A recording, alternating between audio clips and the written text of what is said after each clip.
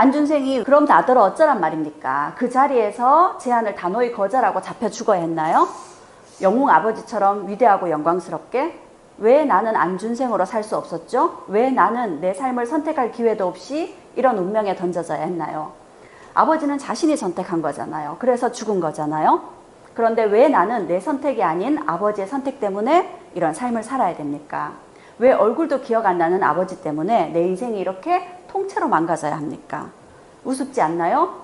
영웅의 아들은 개 같은 삶을 살고 그 변절자의 자식들은 성공하고, 아버지는 나라의 영웅이었지만 가족에겐 재앙이었죠. 나는 나라의 재앙이었지만 내 가족에겐 영웅입니다.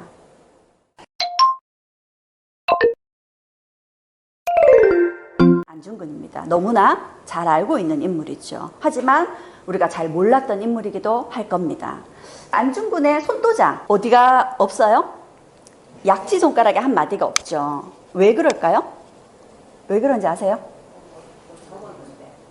독립을 위해서 목숨을 걸고 싸우겠다라는 의지를 다지기 위해서 단지동맹이라는 걸 만들었어요. 단지라는 게 손가락을 잘랐다라는 뜻이잖아요. 그 단지동맹 회원들이 다 약지를 잘라서 정말 목숨 걸고 독립운동을 하겠다라는 거였어요. 그 단지동맹을 1909년 2월에 결성을 했고요. 바로 그 해에 이토 히로부미가 하얼빈을 방문한다라는 소식을 들은 거죠. 그래서 이토 히로부미를 저격하기 위해서 하얼빈으로 갑니다. 하얼빈 역에서 막 내리는 이토 히로부미를 총을 쏴서 죽였죠. 그리고는 코레아 우라라고, 하얼빈이 그 당시에 러시아 영역이었어요. 우라라는 게 러시아 말로 만세라는 뜻입니다. 그래서 코리아 만세라고 외치면서 그 자리에서 체포가 됐죠. 여러분들이 만약 안중근이었다면 그대로 체포당할까요? 총알이 남아 있었어요. 저라면 자결하지 않았을까요? 왜냐하면 결과가 뻔하잖아요. 그런데 자결하지 않습니다. 왜냐하면 안중근이 카톨릭 신자입니다. 우리가 도마 안중근이라고 얘기하죠. 도마는 호가 아니라 카톨릭 세례명입니다. 토마스를 한자로 표기한 거죠. 그렇게 잡혀서 일본에 의해서 리순 감옥으로 수감이 됩니다. 그런데요, 이 하얼빈 역이 지금도 여전히 하얼빈 역으로 남아 있습니다. 지금은 예전 모습하고 똑같지는 않겠죠. 리모델링이 싹 됐어요. 그런데 이 하얼빈 역에요, 이렇게 표시가 되어 있습니다. 안중근 격패 2등 방문 사건 발생지. 이토 히로부미를 한자로 2등 방문이라고 쓰거든요. 그래서 이토 히로부미를 암살한 그 장소다라고 표시를 해놓고요. 실제로 이토가 섰던 자리, 그리고 안중근이 총을 쏜 자리를 바닥에 표시를 해두고 있습니다. 여기가 그 당시에는 러시아 영역이었고 지금은 중국 땅입니다. 그런데 이 역사적 사건이 우리한테만 중요한 사건이 아니라 중국인들에게도 매우 중요한 역사적 사건으로 생각하고 있다는 거죠. 이곳에서 이토 히로부미를 죽이고 잡히게 됐죠. 잡혀서 리순 감옥으로 끌려갔고 재판을 받게 됩니다. 이 재판에서요, 안중근이 자신이 이토 히로부미를 죽인 건 자신이 일개 개인 테러리스트로서 이토 히로부미를 죽인 것이 아니라 독립군 의병장으로서 적을 죽인 거다. 그래서 자신은 군사 재판을 해달라라고 요청을 했는데요. 그 요청이 받아들여지진 않았고 판사부터 해서 검사, 변호사까지 다 일본인들 틈에서 재판을 받게 됩니다. 그런데 그 와중에도 자신이 이토 히로부미를 죽인 이유를 낱낱이 열거를 한 거죠. 한국의 민왕후를 시해한 죄, 한국 황제를 폐위시킨 죄, 무고한 한국인들을 학살한 죄, 철도와 강산 같은 우리 자원을 강제로 빼앗아간 죄, 군대를 해산시킨 죄, 그리고 한국인이 일본의 보호를 받고자 한다고 세계에 거짓말을 한 죄, 동양 평화를 깨트린 죄 해서 모두 15가지였는데 그 중에 몇 가지를 소개를 해드렸습니다. 이런 죄를 낱낱이 들면서 자신이 이토 히로부미를 죽인 것은 당연한 일이었다 라고 얘기를 한 거죠. 그럼에도 불구하고 사형 언도를 받게 됩니다. 1909년 10월 26일 날 의거가 일어났고요. 그 다음에 2월 언제죠? 2월 14일이죠. 우리가 알고 있는 발렌타인데이. 그날 사실은 안중근이 사형 선고를 받은 날입니다. 그리고 그 다음 달 3월 26일에 실제로 사형 집행이 이루어지게 되죠. 안중근의 어머니가 그때부터 수의를 만드셨어요. 수의를 만들어서 안중근의 동생들 편에 안중근에게 전달을 하면서 편지를 써 보냈습니다. 그 편지에 뭐라고 얘기했냐면요, 네가 만약 늙은 어미보다 먼저 죽는 것을 불효라 생각한다면 이 어미는 웃음거리가 될 것이다. 너의 죽음은 너 한 사람 것이 아니라 조선인 전체의 공분을 짊어지고 있는 것이다. 네가 항소를 한다면 그것은 일제의 목숨을 구걸하는 짓이다. 네가 나라를 위해서 이에 이른즉 땀만 먹지 말고 죽어라. 옳은 일을 하고 받은 형이니 비겁하게 삶을 구하지 말고 대의에 따라 죽는 것이 어미에 대한 효도이다. 아마도 이 편지는 이 어미가 너에게 쓰는 마지막 편지가 될 것이다. 여기에 너의 수의를 지어 보내니 이 옷을 입고 가거라. 어미는 현세에서 너와 재회하기를 기대치 않으니 다음 세상에는 반드시 천부의 아들로 태어나 이 세상에 나오너라. 이게 어머니가 아들에게 할 수 있는 말일까요? 우리가 알고 있는 어머니들이라면 어떻게든지 살아라 할 겁니다. 항소를 하게 되면 다시 재판을 해야 되기 때문에 목숨을 연장할 수 있고 사형에서 형이 감형이 될 수도 있어요. 그런데 어머니가 직접 항소하지 말라고 합니다. 안중근이 개인의 몸으로 혼자 죽는 것이 아니라 우리 민족 전체의 공분을 짊어지고 죽는 것이기 때문에 기꺼이 죽으라 하는 거죠. 이런 어머니가 계셨기 때문에 안중근이 이런 일을 할 수 있었나 보다라고 생각을 할 수도 있을 겁니다. 그리고 이 어머니가 우리가 봐도 저게 어머니의 모습이 맞는가라는 생각을 하게 되거든요. 그런데 이 마지막 구절을 보면 다음 세상에는 반드시 선량한 천부의 아들이 되어서 세상에 나오느라 합니다. 여기에 안중근을 생각하는 어머니의 마음이 그대로 담겨 있지 않은가 싶습니다.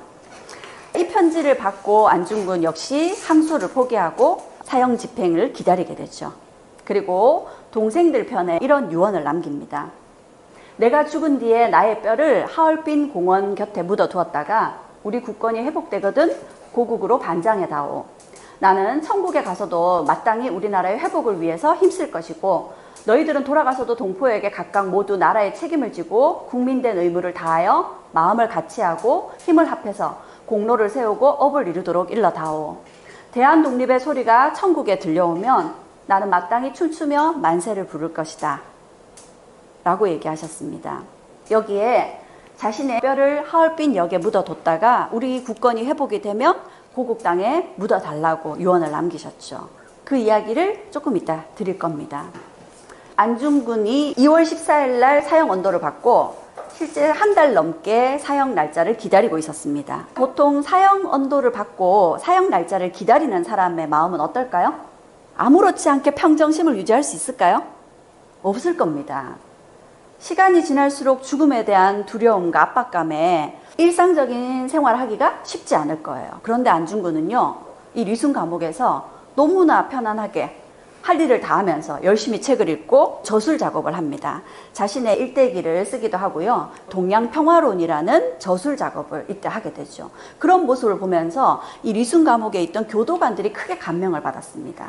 원래 이토 히로부미가 일본 내에서는 영웅입니다. 일본의 화폐 속에 들어가는 주인공이기도 하고요. 일본 역사 속에서 최고의 영웅을 손꼽으라 그러면 반드시 들어가는 인물이 이토 히로부미예요.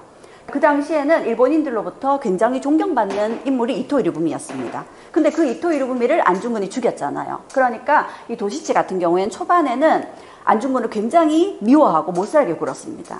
그런데 이 안중근이 이 릴순 감옥에서 행하는 모습들을 보면서 안중근을 오히려 존경하게 되면서 살뜰하게 챙겨주게 됐답니다. 그러자 안중근 역시도 그 고마운 마음을 표현하기 위해서 죽기 전에 이 도시치라는 분에게 글을 써줘요. 그 글의 내용이 위국 헌신 군인 본분이라 그래서 나라가 위기에 처했는데 자신의 몸을 기꺼이 바치는 것은 군인의 본분이다.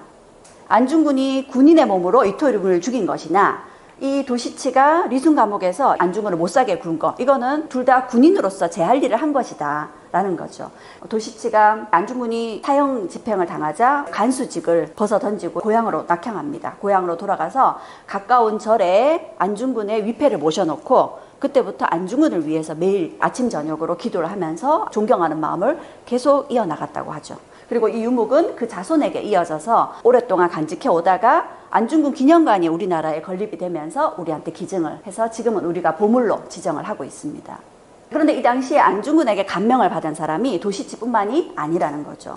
그 당시에 이 재판에서 검사 역할을 맡았던 사람 역시도 나중에 안중근을 보고 안중근을 존경하게 됐다 그럽니다. 그래서 그 사람에게는 국가 안위 노심초사, 국가의 안위를 노심초사한다라는 의미로 역시 유목을 써줬고요. 이거 역시도 우리가 뒤에 기증을 받았습니다. 그리고 여기 리순 감옥의 형무 소장도 안중근에게 매료가 됐나 봐요. 안중근이 사형 집행 날짜가 정해졌어요. 그러자 일본 정부에다가 사형 집행을 늦춰달라고 요청을 합니다.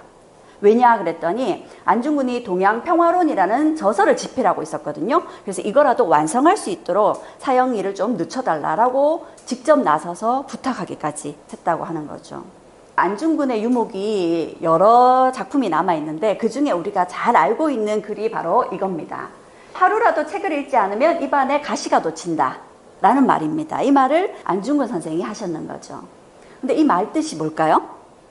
책을 읽지 않으면 입안에 왜 가시가 돋친다는 거죠?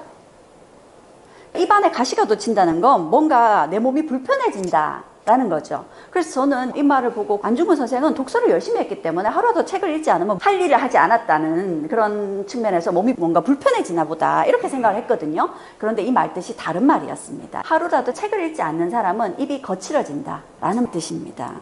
안중근의 이런 유목 작품들이 지금 전해지고 있고요. 이 작품들은 예전에 한번 일요일날 하는 진품 명품인가요? 그런 프로그램에 나왔던 적이 있었는데 보통 값을 매기잖아요. 그런데 이 안중근의 유목은 값을 매길 수 없다라고 얘기를 했다고 합니다. 안중근이 이렇게 이토 히로부미를 암살하고 사형 집행이 이루어지고 나서 중국의 그 당시 최고의 권력을 쥐고 있던 위안스카이가 이렇게 얘기를 합니다. 평생을 버르던 일 이제 끝났구려. 죽을 땅에서 살려는 건 장부가 아니고 말고 몸은 한국에 있어도 만방의 이름을 떨쳤소. 살아선 100살이 없는 건데 죽어서 1000년을 가오리다 라고 안중근을 평가를 했고요. 그리고 또 다른 중국의 국부라고 칭송받는 순원 역시도 안중근에 대해서 공은 사만을 덮고 이름은 만국에 떨치나니 100세의 삶은 아니나 죽어서 천추에 들이우리. 약한 나라 죄인이요 강한 나라 재상이라. 그래도 처지를 바꿔놓으니 2등도 죄인이리. 여기에서 2등은 2등 방문. 이토 히로부미도 역시 죄인이더라 라는 거죠. 처지를 바꿔놓고 보니까요. 이렇게 중국의 최고의 지도자들이 안중근을 칭송을 했습니다. 그래서 안중근의 이토 히로부미 저격은 우리나라 역사 속에서만 빛나는 일이 아니라 그 당시 동양, 특히 중국에도 엄청난 영향을 준 사건이었죠. 여기까지는 우리가 조금 아는 얘기들일 겁니다. 안중근이 이렇게 역사에서 높은 평가를 받고 안중근의 업적을 우리가 많이 칭송을 하고 있는데요. 이 안중근이 사형 집행을 받고 나서 그 가족들은 어떻게 됐을까요? 안중근의 가족은 어머니가 있고요. 부인이 있었고요. 그리고 2남 1녀의 자식이 있었습니다. 그 중에 첫째가 아들이었는데요. 이 첫째 아들이 7살 되던 해에 누군가 주는 과자를 먹고 동생을 주려고 집으로 싸가지고 오다가 죽었다 그럽니다.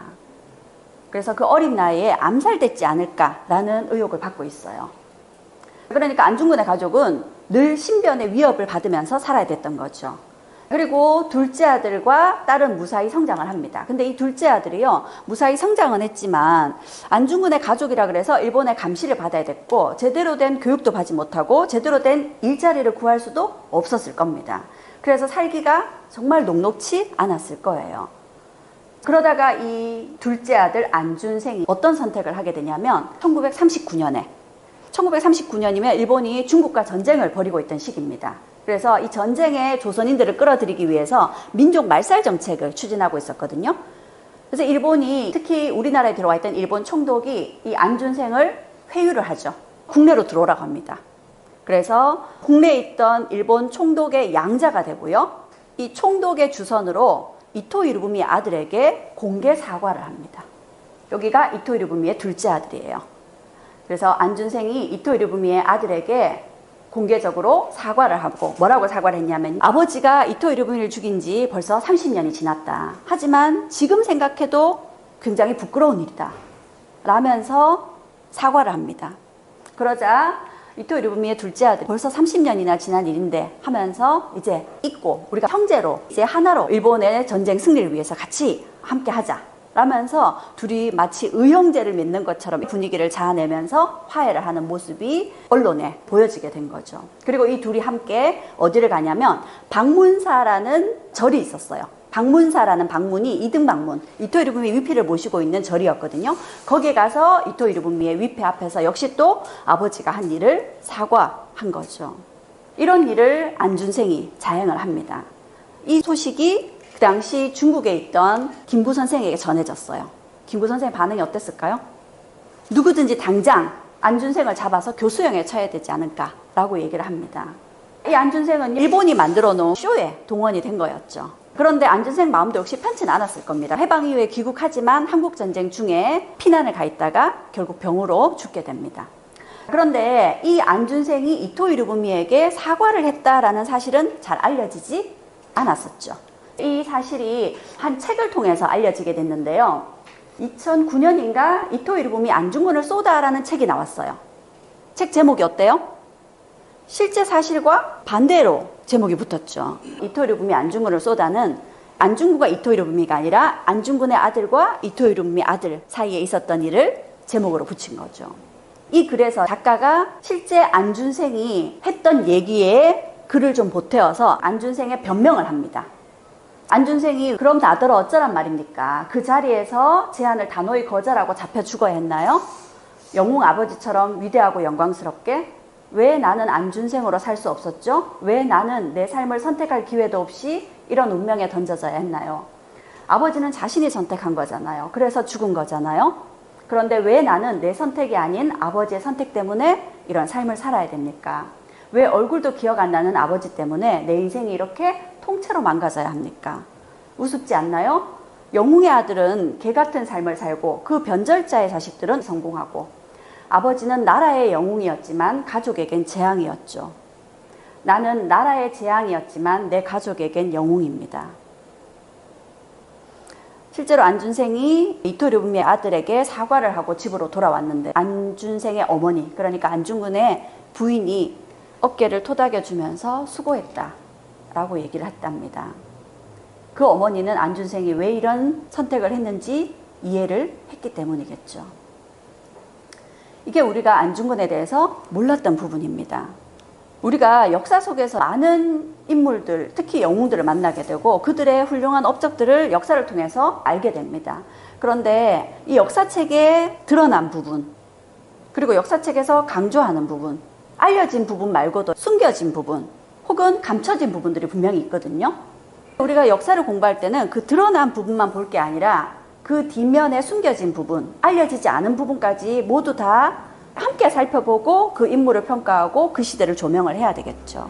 그래서 진정한 역사라는 건 드러난 표면적인 역사보다 이 역사적 사건이나 인물을 앞에서도 보고 뒤에서도 보고 거꾸로도 보고 측면에서도 보고 다양한 관점에서 다양한 시각으로 바라봐야 되지 않을까 합니다.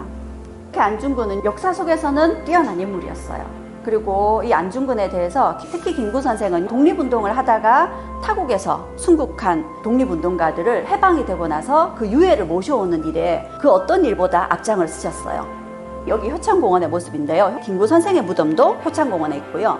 김구 선생이 해방이 되고 나서 이 효창공원에 해외에서 돌아가신 독립운동가들이 유해를 모셔왔는데 여기에 실제로 이봉창이라든지 윤봉길이라든지 백정기라는 독립운동가의 시신이 안치돼 있어요. 백정기라는 분은 테러 활동으로 독립운동을 하신 분이기도 하고요. 상해에 있던 그 당시 일본 대사를 암살하려다가 잡혀서 순국하신 분이거든요.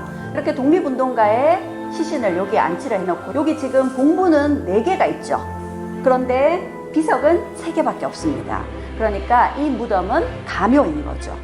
여기는 안중근 의사의 유해를 모셔오게 되면 여기에 안치를 하겠다고 1946년에 조성해 놓은 가묘예요. 그런데 아직도 시신을 모셔오지 못하고 있습니다. 안중근이 가족까지 져버리면서 이 일을 하셨는데 우리는 그분이 마지막으로 당부하신 그 시신도 모셔오지 못하고 있는 거죠.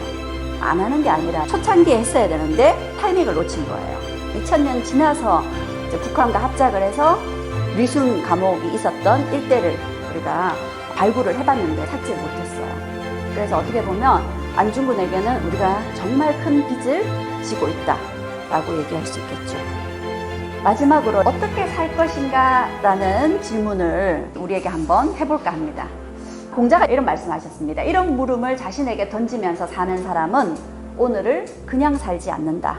오늘은 그들의 삶을 비춰보면서 다시 한번 우리에게 좀 더 진지하게 이런 질문을 해보면 어떨까요?